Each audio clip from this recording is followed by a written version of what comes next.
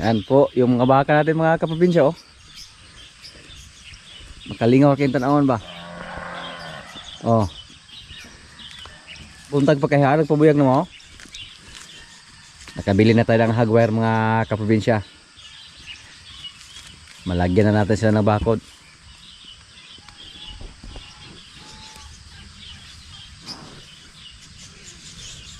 Si Bibing.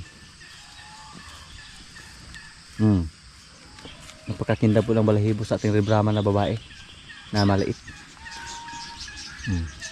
Pudo. Kung saan magpunta yung isang puti, sumunod agad yung iba, yung tatlo. At sa tingin po natin, mukhang pumunta naman sila doon sa ating isang baka. Pumunta oh. Doon sila sa kuan. Ating mga alaga, mga ginya. Inakala nila na pagkainin na yung ginya ba. Kasi pag magbigay kami ng pagkain sa aming mga bingala dyan, tahop at saka kunting feeds, kumakainin sila yung ating mga alagang baka. Matagal po yung baka natin. Matagal po yung baka natin na babae mga kaprobinsya na si Bibing. Ayan. Pumunta naman sila doon. Sinugod agad nila yung ating baka na buntis. Pero kunting tais na lang mga kaprobinsya. May hardware po tayo para sa ating baka na mga maliliit. Pinagtulungan nila yung baka natin na buntis oh. Ano nilang trabaho dyan? Hindi pa nanganak yung baka natin, pero sa tingin po natin dito mukhang malapit na siyang manganak. At maging 5 na po yung baka natin mga kaprobinsya na mga maliliit kung sakaling manganak siya.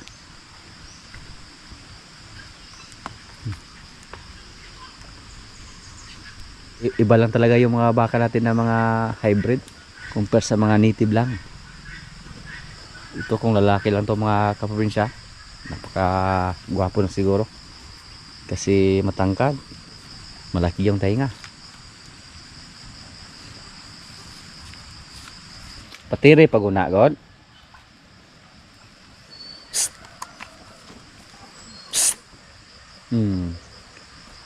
Ang diferensya po dito, pag umalis yung mga maliliit nating baka mga kaprobinsya, mag-ingay naman yung puti nating baka. Parang tawagin niya ba. Tapos pumunta naman dito yung ating mga baka na mga maliliit. Huwag nanambukag ng balhibo aning kabugnaw. Na. Oh, tapi usa oh. Ikaw ba? Ikaw apil-apil ko inahanig to.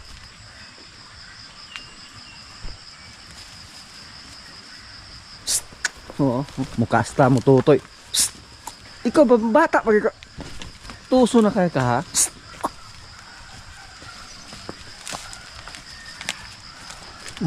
Di gid mo pawak. Ayaw niyang umalis oh. No.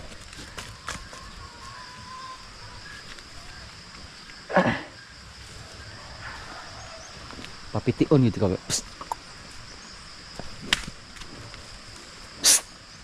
Enggak. Do.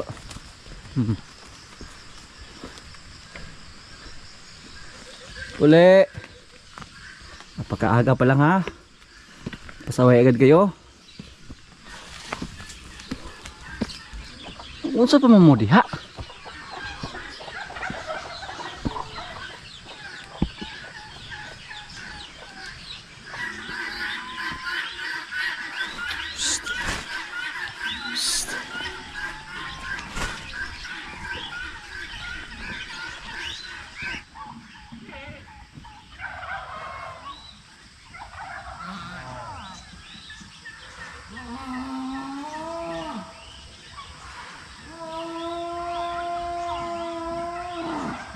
Ingay naman si Palo.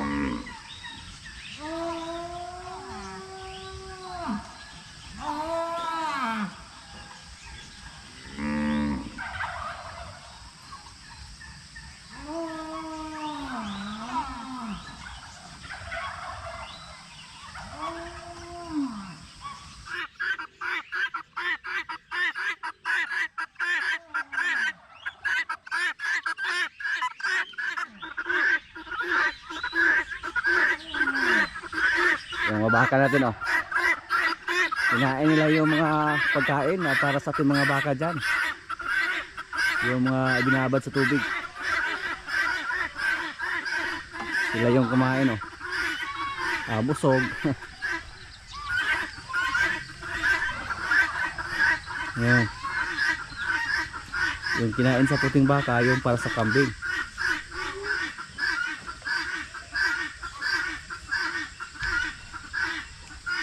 Yun po ang mga ugali nila dito. Pati yung maliit na ding baka oh, yung Red Brahman, wala pa yung isang buwan mga kaprobinsya. Pero kumain na rin siya o tumikim na rin. Dati po kailangan pa namin turuan na kumain ng pupramil na may halong tahok. Pero ngayon sila na mismo yung lumapit sa mga balde namin na may mga laman. Pero palagi namin silang binigyan mga kaprobinsya. Yung para sa kanila lang.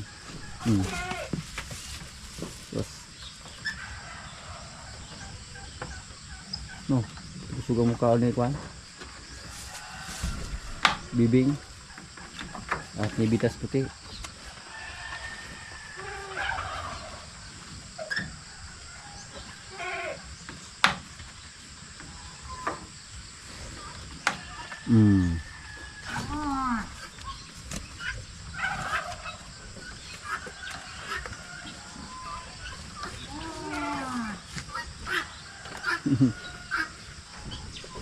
Naagawan sila oh. Yung dalawang baka natin naagawan sila sa pagkain na para sa kambing. Kasi kakaunti lang yung tubig na nilagay dyan. Yung maliit, yung Red Brahman natin.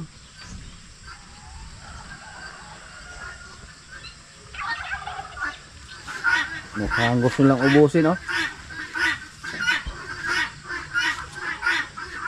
Malapit na maubos mga kaprobinsya. Wala nang makain yung kambing.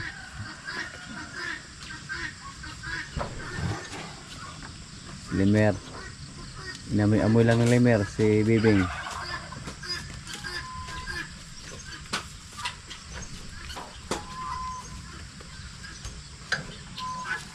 Kana.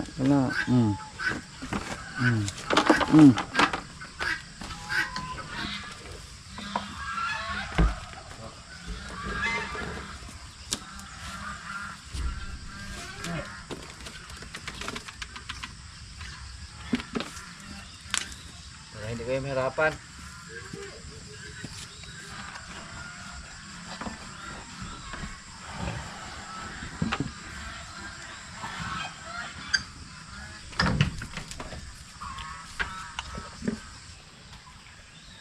Yung isa oh. Yung pagkain na para sana sa kambing, ubos na. Nilipat natin sa palanggana para dalawa silang kakain.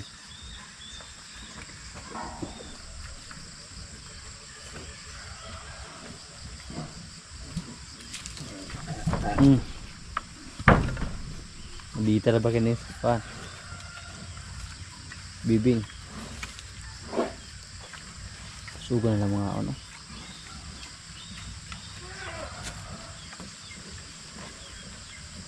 Isa galoko-loko na po oh. Pero pag may baka dito hindi kumasta. Wala na. Yung pinakamaliit, gumaya din. Habang nakatayo lang siya mga kaprobinsya, tapos nakita niya yung mga kasama niya na kumakain, gumaya din siya. Wala pa yung isang buwan. Yung ating Red Brahman na babae na maliit.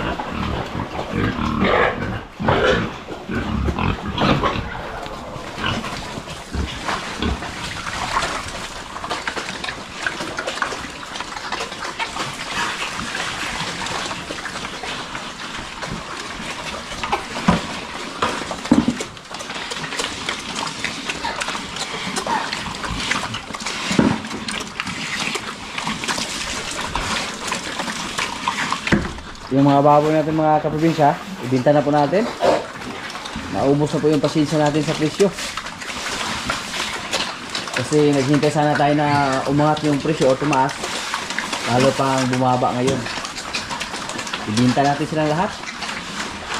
Pati yung mga undersize natin dito, pati yung mga baboy natin dito, oh. Mga lisunin. I-dispatcha natin, ibinta natin. Tatakot mo tayo. Baka lalo pang bumaba yung presyo. Ayan. Kasi yung andito, ibinta din natin. Magtira lang tayo dito ng mga babae. Mga 3 or 4 yung itira natin dito. So 6 yung ibinta natin sa kanila. Sa ngayon, nawala na tayo ng gana na magpatinim ng baboy. Inahin lang yung alagaan natin. Pili tayo ng mga 4 to 5 heads. Landless po yung lahat dito mga kaprobinsya. Yung sinilya na ginamit natin sa kanila. Yan po ang napagdesisyonan natin. Kung pumunta dito ngayon yung buyer at magkasundo kami sa presyo, ibinta natin to. Maliit pa sana to, undersize pa. Pero napagpasyahan po natin na i-dispatcha yung mga baboy natin. Dahil po sa presyo na sin na tumaas, lalo pang bumababa. At napakahirap po pag tagaan pa natin sa alagaan. Tapos ganun pa rin yung resulta. Bumaba yung presyo. Sa ngayon, hindi lang ako yung umaaray. Marami pong umaaray ngayon. Kasi marami pong nag-alaga ng baboy. Hinahanda sana nila para ngayong buwan, Enero. Kasi last year, tumaas po ng gusto yung presyo ng baboy. Sobrang taas. At ngayon, bumaba. So, no choice. Kasi pagpatagal pa natin sila dito, mag-oversize na yung baboy natin. So, kung puntahan nila yung ating alaga ngayon, ating mga baboy, ibinta natin.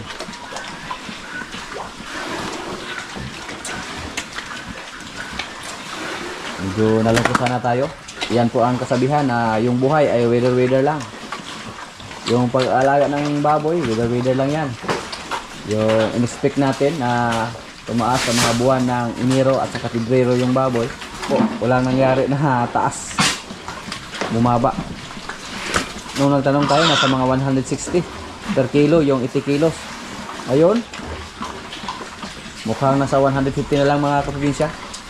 Tuwa na. Tapos yung mga undersize, yung below 80, pag 70 to 79, ang presyo nasa 145. Pag 60 to 69, yung presyo nasa 140. Ganun po ang style nila. Ang tawag nila bracket. Pagkatali natin, hindi to basta-basta maubos kasi marami po. Kaya tanggapin lang natin mga kaprobinsya.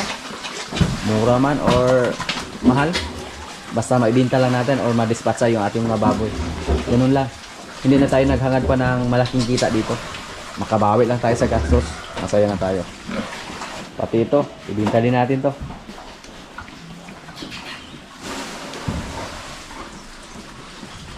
Balak ko pa sana na palakihin sila mga kaprobinsya. Pero pag magkasundo kami sa presyo ngayon, pag pumunta dito yung buyer, ibinta natin sila. Hindi tayo sinerte ngayon sa presyo ng baboy. Maglisod pagpili anig tutoy daw, mabalaan na nato dong, mabalaan na guys ha. Ay. Ay, may timbang. May kilos clip. Liga natin. Ha? Asa? Nagsiwit. Akan ano, wapong po rin. Na. Ano, balaan mo na doon? Doon na rin katusi ka bukto to eh. Ito tanawa. At ito yung mga inahin natin dito mga kaprobinsya. Mukhang dalawa pa yung buntis dito. Yung isa, hindi pa kami sure dyan kung ano yung kahinatan dyan. Yung isa dito, malaki na yung tiyan. At yung isa, nasa mga 2 buwan na siguro to mula sa pagkasta. Pero ito, mga 15 days pa kasi naglandi siya ulit. At kung bisis na siguro namin ito napakastahan, hindi siya nabuntis. baka hindi siya matulad sa kanyang kasama, sa kanyang kapatid na naibinta natin agad kasi hindi nabuntis, paulit-ulit lang na naglandi. Kaya magpili tayo dito ng medyo marami, 5 siguro or 4, para kung sakaling hindi siya mabuntis, may kapalit siya mga kaprobinsya. Nakikain naman sila ng napier mga kaprobinsya, oh, yung mga baka natin. Sa ngayon po, napier yung pagkain sa ating mga alaga dito. Nigilan po nila sa pag-harvest yung tubo dyan. So, napier lang muna. Tingnan nyo po kung gano'ng katangkad yung baka natin mga kaprobinsya, oh. Hanggang dito na. Halos kasing tangkad na siya ni Rigor.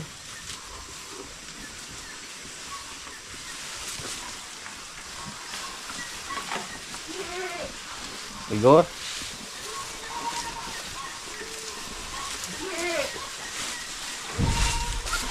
Marites. Marimar.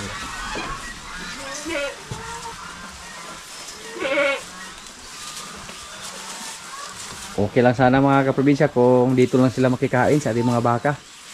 Hindi sila pumunta doon sa mga tanim natin na pinagharbisan. Pero bilang na lang yung mga araw nila dito sa labas. May hagwire na po tayo na nabili para sa kanila. Para malagyan sila ng bakod. Kasi sa sunod na araw naman, pag manganak yung isa nating baka na puti, si Marimar naman yung palabas namin. Tapos yun naman po ang gagawin nila kung nasa labas yung mga maliliit nating baka. Dumidi sila sa mga baka natin na mga buntis. Lalo na yung si Bitas Puti. At hindi pa yan pwedeng talian. Bata pa. So kailangan po na doon lang sila sa bakod para hindi sila ma-stress. Yung mga napiram dito, malapit ang maubos. Pero maraming tumubo ng mga guwon na damo. Basta kugon yung umatake mga kaprobinsya, hindi makasurvive yung napier.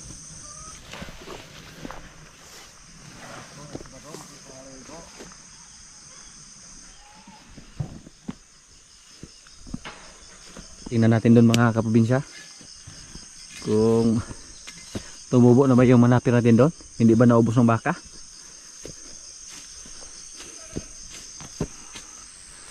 Okay lang, oh. Hindi na po nakabalik dito yung ating mga baka. Yung ano, no, napakabilis tumubo. Next month pwede naman yung harbisin. Sa ngayon po napakabilis tumubo yung mga napier kasi laging umulan dito sa amin. May napier pa tayo doon, yung pinagtaniman natin ng kalabasa. Pag maubos dito, siguro sa sunod na araw maubos na to, doon kami magkuha ng napier. Pero dito sa amin hindi pa sila tapos sa pag-harvest ng tubo. Ayan, oh. May mga tubo pa dyan na hindi pa na-harvest. Kung sakaling mag-harvest na sila, daw naman ng tubo yung ibigay natin sa ating mga alaga. So makapahinga naman yung mga napier natin dito. Yung tanim namin na napier doon sa kabila, yung inupahan natin na area, hindi na maasahan kasi napakapangit ng lupa doon. Kaya pala walang umupa dyan, kahit mura lang. Hindi pala hiyang yung mga tanim dyan.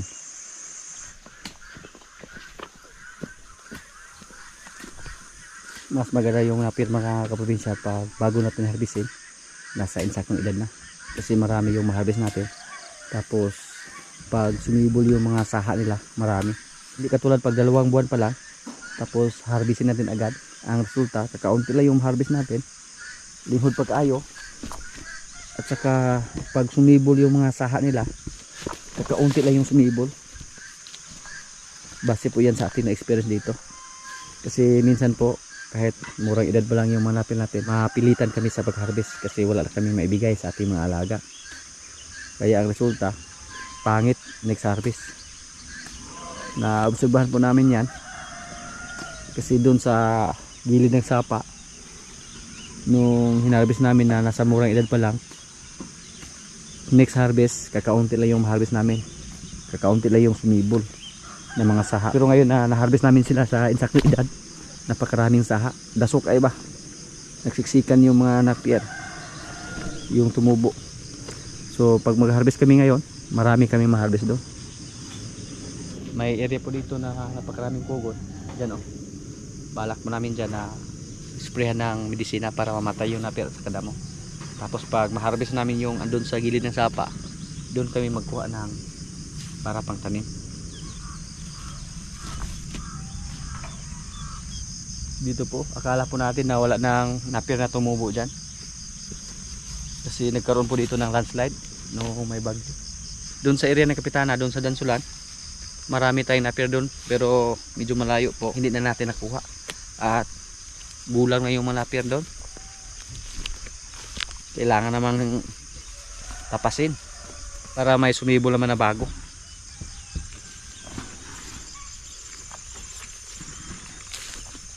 Dati napilitan kami magkuha ng napir doon kasi kulang tayo sa pagkain. Pero ngayon, ngayong taon po hindi tayo naubusan ng pagkain.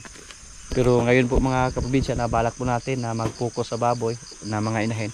Magtanim tayo ng maraming maririagwa para kung sakaling dumami ng gusto yung maririagwa natin, yun po ang ipakain natin sa mga inahin nating baboy para makasave tayo. Kahit makasave tayo ng mga isang sakong tahop kada linggo o dalawang tahop o dalawang sako, goods na yan. Pambili na yan ng ulam. Si Rambo, kahit maliit lang yung kumpay mga kaprobinsya, busog na siya. Pero ngayon po, pag magbinta tayo ng kalabaw, sa tingin po namin dito mukhang mura lang din. Kasi walang income masyado yung mga tao. Yung mga tao na nag-alaga ng baboy, na pag makabinta sila ng baboy, target nila na makabili ng kalabaw. Pero ngayon po na medyo mura yung baboy, wala, matumal yung bintahan doon, hindi makabili yung iba. Basta yung baboy mga kaprobinsya bumagsak, parang sumabayo din lahat yung mga presyo ng baka at saka kalabaw.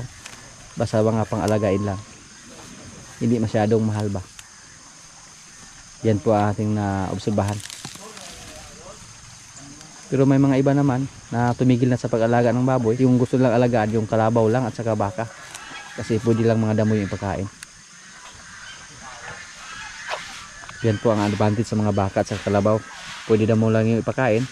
Pero ang disadvantage sa kaila, long term, mataas po yung panahon na pag-alaga natin sa kanila. Hindi katulad ng baboy na 3 to 4 months pwede na sana. Pero dahil sa sitwasyon ngayon dito sa amin na medyo mura, hindi po masaya yung mga tao. Lalo na pag pumunta tayo doon sa stockyard,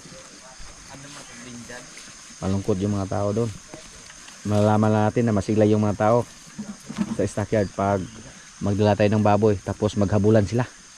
So, sabi po sa ating kaibigan na pag may baboy na dumating doon sa stockyard, matamlay na yung mga mga runner, wala nang ganang lumapit sa mga baboy na dumating dahil sa mura ng presyo. Mga kaprobinsya, kaya na po. Ito yung pagkain namin, oh.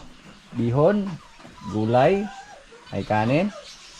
Lord, maraming salamat sa pagkain. So, kain na.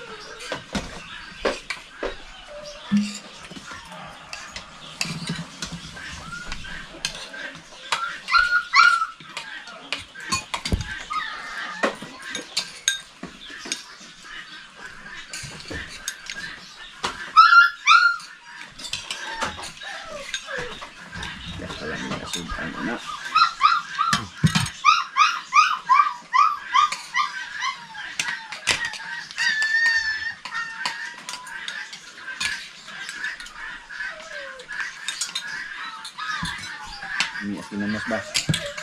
Asa ka ba tingin na masukoy? Canggih. Ilang basa na ito? 30.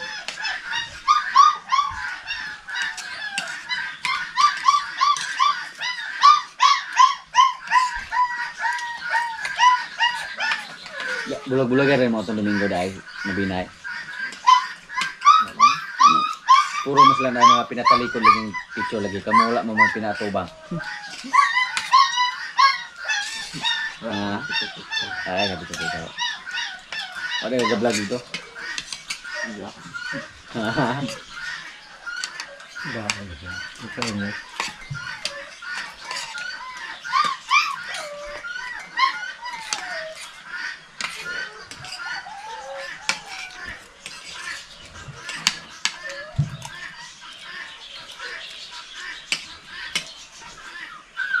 Ya, kok juga kita cek itu, Jok. Ada cek dah. Punya. Wala rasa dulu.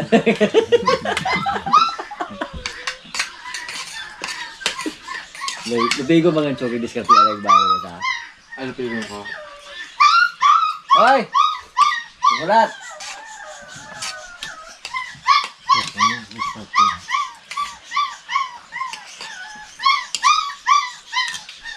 Ikon kita pa yan mo. Baka magpapintong ko yun. Pinto mo kayo mo. Yan kami lasa din mo dahil. Pinto. Ya, ang ito po mula spring. Ito. Punta po mula ito. Jangan tao dito ligo.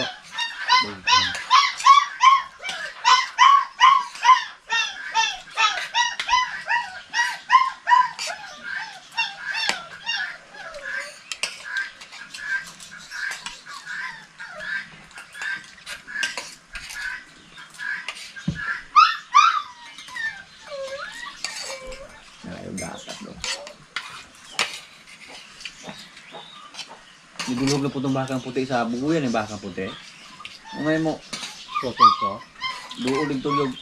Doble ha, tutoy siya yung kasta.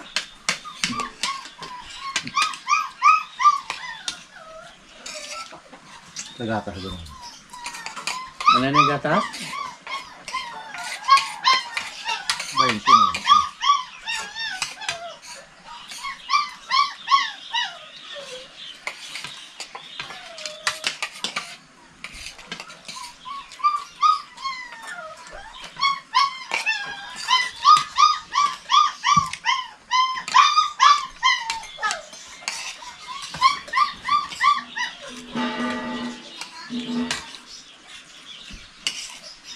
Kapag ito sa bahay siya. Ay, baga itong mata gabi eh. Langit ko. Kila to, kung natukaw to gabi eh, duha ka gabi isang kusa.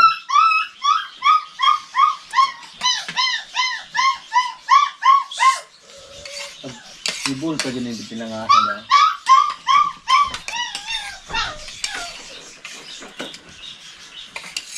Ngayon ito. Ito mo pa ngayon. Tuturo siya.